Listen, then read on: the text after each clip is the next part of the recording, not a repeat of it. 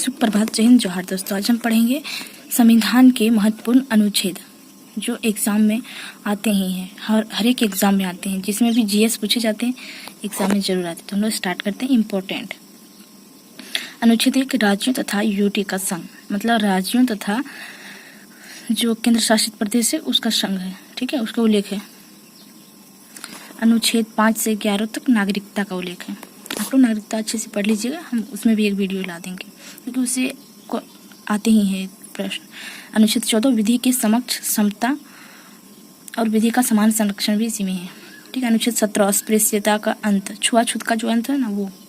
अनुच्छेद 18, उपाधियों का अंत, शिक्षा और सेना से रिलेटेड जो उपाधि मिलते हैं उसी को हम अपने नाम के साथ लगा सकते हैं, जैसे डॉक्टर, कर्नल, मेजर, परमवीर चक्र विजेता, ये सब लगा सकते हैं। जो शिक्षा से प्राप्त हुआ है वो, बाकी जो जैसे होता है पद्मश्री अवार्ड, ये सब लगा देते हैं, लेकिन ये नाम से पहले नहीं लिखा जाता, ठीक है।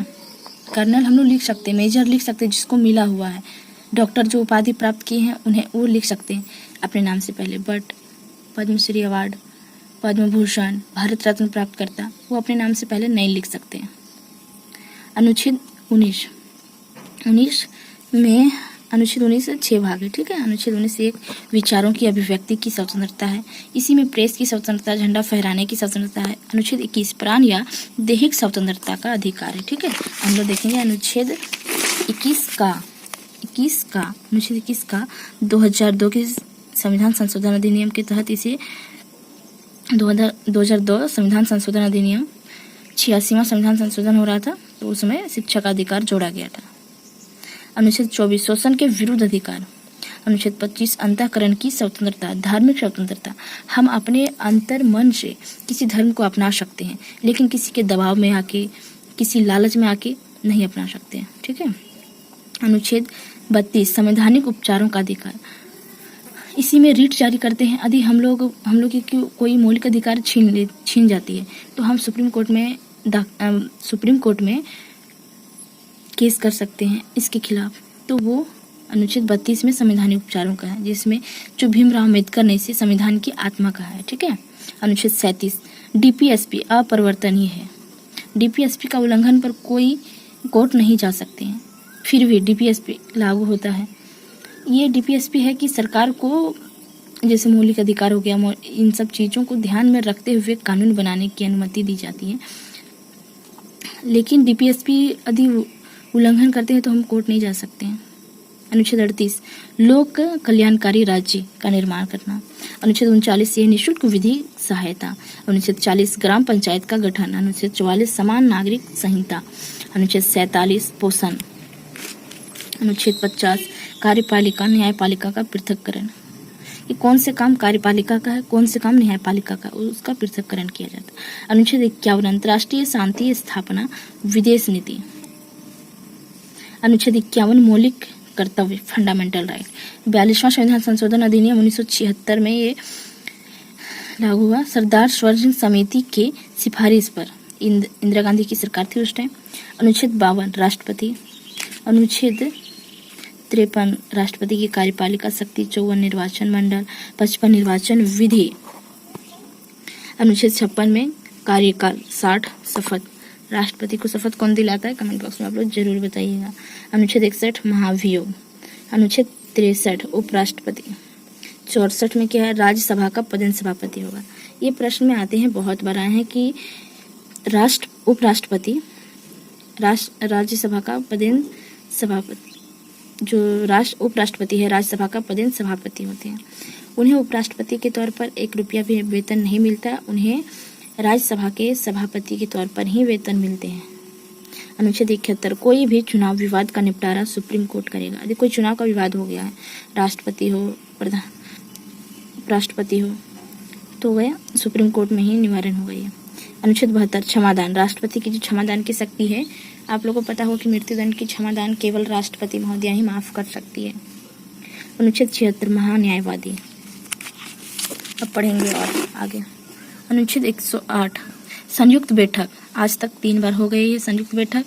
पहला हुआ था 1961 में दहेज प्रतिषेध पर हुआ था। अनुच्छेद दूसरा 1978 में बैंकिंग सेवा आयोग की सिफारिश अनुच्छेद, और तीसरा हुआ था 2002 में आतंकवाद निरोधक विधेयक के। ठीक है, इसकी अध्यक्षता, संयुक्त बैठक की अध्यक्षता कौन करता है? लोकसभा का अध्यक्ष जो होता है वो, या फिर उपराष्ट्रपति।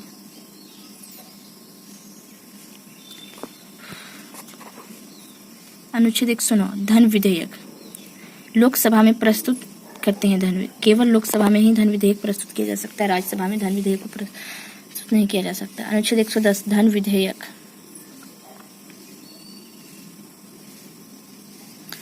अनुच्छेद 112 वार्षिक वित्तीय विवरण, बजट का उल्लेख है। 123 राष्ट्रपति अध्यादेश जारी कर सकती है। अनुच्छेद 124 अनुच्छेद 123 राष्ट्रपति अध्यादेश जारी करती है। 124 सुप्रीम कोर्ट का जजों का उल्लेख है। ठीक है, 124 में सुप्रीम कोर्ट के जजों का उल्लेख है और 214 में हाई कोर्ट के जजों का उल्लेख है। ठीक है, याद करने का अच्छा है। जैसे यहाँ 123 में राष्ट्रपति अध्यादेश जारी करती है और 213 में राज्यपाल अध्यादेश जारी करते हैं। 143 में सुप्रीम कोर्ट से राष्ट्रपति परामर्श ले सकती है। क्या होता है? सुप्रीम, यदि कोई विवाद, कोई समस्या हो, कोई विवाद हो, कोई विधेयक वगैरह हो, तो वहाँ सुप्रीम कोर्ट से राष्ट्रपति परामर्श ले सकती है। 148 CAG अभी चेंज होते रहता है, चलो देख लीजिएगा प्रेजेंट टाइम में कौन है। 153 राज्यपाल। 161 में क्षमादान, राज्यपाल की क्षमादान की शक्ति। अनुच्छेद 72 में राष्ट्रपति की क्षमादान की शक्ति थी, राज्यपाल को क्षमादान की शक्ति मिली है, लेकिन वो मृत्यु दंड को माफ नहीं कर सकते। यही बात है, अंतर है राष्ट्रपति और राज्यपाल में। ठीक है, 165 महाधिवक्ता, हाई कोर्ट के महाधिवक्ता। 213 अध्यादेश जारी करते हैं राज्यपाल, 213 में अध्यादेश जारी करते हैं हाई, नहीं 123 में राष्ट्रपति अध्यादेश जारी करती है और 213 में राज्यपाल महोदय अध्यादेश जारी करते हैं। ठीक है, 214 हाई कोर्ट से रिलेटेड है। 124 सुप्रीम कोर्ट और उसके उल्टा कर दें तो 214 हाई कोर्ट। 215 अभिलेख न्यायालय।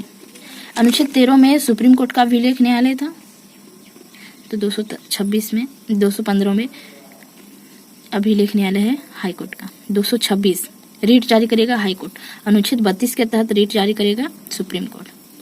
243 से 243 ओ तक स्थानीय शासन व्यवस्था है, जिसे 73वां संविधान संशोधन में शामिल किया गया था। 246 ये GST का उल्लेख है। 266 संचित निधि, 267 आकस्मिक निधि, 280 वित्त आयोग। अब हम लोग पढ़ेंगे 300 का, ये का पढ़ें या फिर ये पढ़ें कि 300 ये संपत्ति का अधिकार। अनुच्छेद 315 UPSC का उल्लेख, अनुच्छेद 315 UPSC का उल्लेख, UPSC JPSC वगैरह का उल्लेख इसी में है। ठीक है, अनुच्छेद 324 निर्वाचन आयोग, अनुच्छेद 338 कमीशन, नेशनल कमीशन। ठीक है, सुप्रीम कोर्ट। अनुच्छेद 338 अनुच्छेद 343 राजभाषा से संबंधित, 343 से 351 तक राजभाषा का उल्लेख है। अनुच्छेद 352 राष्ट्रीय आपातकाल, अनुच्छेद 356 राष्ट्रपति शासन और अनुच्छेद 360 वित्तीय आपातकाल। जो वित्तीय आपातकाल आज तक भारत में नहीं लगा है, राष्ट्रीय आपातकाल लगा है 3 बार और राष्ट्रपति शासन 100 से पार हो चुके हैं। अनुच्छेद 368 संविधान का संशोधन 368 से ही होता है। अनुच्छेद 370 जम्मू कश्मीर, कुछ भाग समाप्त हो चुका है और कुछ भाग बचा है अभी भी। धन्यवाद दोस्तों, आगे पढ़ेंगे हम लोग अनुसूची दूसरे वीडियो में। चैनल को सब्सक्राइब जरूर कीजिए।